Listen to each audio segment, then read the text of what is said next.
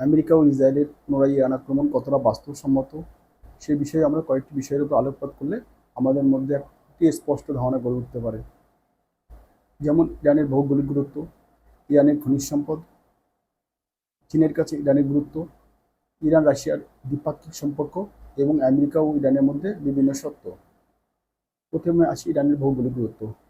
ভৌগোলিকভাবে ইরান অত্যন্ত গুরুত্বপূর্ণ একটি রাষ্ট্র। হরমুজ প্রণালী দীর্ঘ প্রায় 167 কিলোমিটার।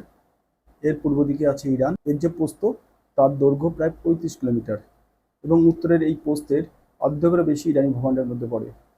হরমুজ প্রণালী পরেই আছে গলফ অফ ওমান এবং আরব সাগর। এখানে ইরানের 1800 কিলোমিটার সমুদ্র উপকূল আছে। ইরানের পূর্বে আছে পাকিস্তান, আফগানিস্তান, তুর্কমেনিস্তান এবং কাস্পিয়ান সাগর। কাস্পিয়ান সাগরে ইরানের 740 কিলোমিটার সমুদ্র উপকূল আছে। এরপরে আসি আজারবাইজান, আর্মেনিয়া, তুরস্ক এবং ইরাক। দক্ষিণ পূর্ব এশিয়া থেকে মধ্যপ্রাচ্য অথবা তুরস্ক বা ইউরোপে পৌঁছাতে হলে স্থলপথে ইরান ছাড়া বিকল্প কোনো পথ নেই। ফলে ভৌগোলিকভাবে ইরান অত্যন্ত গুরুত্বপূর্ণ একটি রাষ্ট্র। এবার আসি ইরানের খনিজ সম্পদ। ইরান খনিজ সম্পদে সমৃদ্ধ একটি দেশ। পৃথিবীর মোট গ্যাসের মজুতে ইরান দ্বিতীয় স্থানে, সোভিয়েত রাশিয়ার পরেই। এবং জ্বালানি তেলে ইরান তৃতীয় স্থানে এবং তামা মজুতে ইরান পৃথিবীতে পঞ্চম স্থান অধিকার করে। বর্তমানে ইরানের দক্ষিণে খোরাসান প্রদেশের সাদান খনিতে প্রায় 61 মিলিয়ন টনের স্বর্ণের আকরিকের সন্ধান মিলেছে। এবার আসি চীনের কাছে ইরানের গুরুত্ব। চীনের কাছে ইরানের গুরুত্ব অপরিসীম। 2021 সালে ইরান এবং চীনের মধ্যে 25 বছর মেয়াদী অংশীদারমূলক চুক্তি স্বাক্ষর করেছে, যার আওতায় চীন ইরানের $400 বিলিয়ন বিনিয়োগ করবে, যার প্রধান লক্ষ্য হল ইরানের জ্বালানি এবং তেল অবকাঠামো উন্নয়নে খরচ করা হবে। ইরানের জ্বালানির প্রায় 90%ই চীন আমদানি করে। বর্তমানে বিআরআই প্রজেক্টের অন্যতম অংশীদার হল ইরান। চীন চাইছে যে বিআই প্রজেক্টের মধ্য দিয়ে চীন তুরস্ক, মধ্যপ্রাচ্য এবং ইউরোপের বাজারে প্রবেশ করতে, এবং এটি অত্যন্ত নিরাপদ এবং খুব দ্রুত গতির। আছে দ্রুতগতির রেল, গ্যাস এবং তেল পাইপলাইন। পূর্বে ইরান পাকিস্তানের সঙ্গে সিপ্যাক অর্থাৎ চায়না পাকিস্তান ইকোনমিক করিডোর তৈরি করেছে, যেটি চীনের জিনজিয়াং প্রদেশ থেকে পাকিস্তানের গদর পর্যন্ত।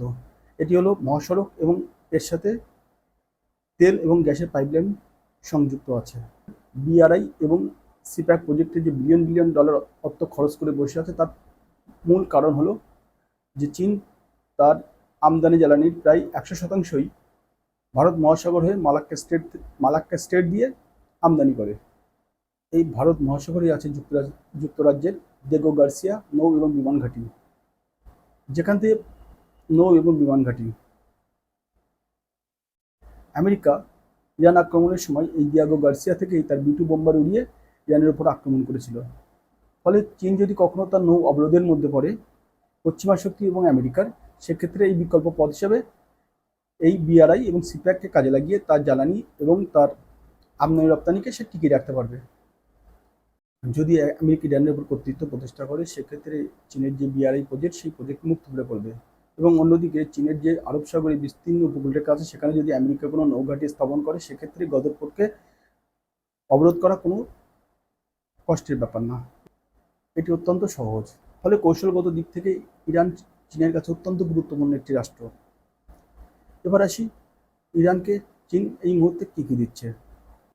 চীন ইরানকে দিচ্ছে মিসাইলের ফুয়েল, রেডিও ফ্রিকোয়েন্সি ট্রান্সমিটার এবং টারবাইন ব্লেড, এবং পরোক্ষভাবে দিচ্ছে সারফেস টু এয়ার মিসাইল এবং অ্যান্টিশিপ ক্রুজ মিসাইল। রাশিয়া যখন ইউক্রেন আক্রমণ করে, তখন ইরান তার শাহিদ ড্রোন দিয়ে রাশিয়াকে সাহায্য করে। বর্তমানে রাশিয়া থেকে ইরান পাচ্ছে satellite link, missile engine, warhead, shoulder fire missile এবং ক্রিটিক্যাল মিলিটারি ইন্টেলিজেন্স। ইরান এবং রাশিয়া দুজনই আমেরিকার অর্থনৈতিক নিষেধাজ্ঞার মধ্যেই আছে। ফলে আমেরিকা যদি ইরানে তার কর্তৃত্ব প্রতিষ্ঠা করে এবং প্রচুর পরিমাণে গ্যাস উত্তোলন করে সারা বিশ্বে রপ্তানি করে, সেক্ষেত্রে রাশিয়ার অর্থনীতি চ্যালেঞ্জের সম্মুখীন হবে। ফলে রাশিয়াও চায় না ইরান রাষ্ট্র ধ্বংস হোক। এবার আসি আমেরিকা এবং ইরানের মধ্যে সম্পর্ক। আমেরিকা ও ইরানের মধ্যে সম্পর্ক দীর্ঘদিন ধরে তিক্ত। এই বছরে 28শে ফেব্রুয়ারি আমেরিকা এবং ইসরায়েল যে ইরান আক্রমণ করে, তার ফলস্বরূপ ইরান হরমুজ প্রণালী পুরোপুরি বন্ধ করে দেয়। এই হরমুজ প্রণালী বন্ধ থাকায় আমেরিকান পেট্রোডলারের উপর প্রচুর চাপ পড়ে। এই পেট্রোডলার আমেরিকার অর্থনীতিকে অনেকটাই শক্তিশালী করেছে। আমরা যদি দেখি 1974 সালে সৌদি আরব এবং আমেরিকার মধ্যে এই পেট্রোডলার চুক্তি স্বাক্ষরিত হয়। এই চুক্তির মাধ্যমে সৌদি আরব জানায় যে তারা তাদের অপরিশোধিত তেলের মূল্য নির্ধারণ করবে আমেরিকান ডলারে। ফলে সেই সময় থেকে ডলারের আধিপত্য বেড়ে যায় এবং একে একে মধ্যপ্রাচ্যের অনেক দেশই এই পেট্রোডলারের সঙ্গে সম্পৃক্ত হয়ে পড়ে। বর্তমানে হরমুজ প্রণালী বন্ধ থাকায় বিশ্ব অর্থনীতি মারাত্মক চাপের মুখে।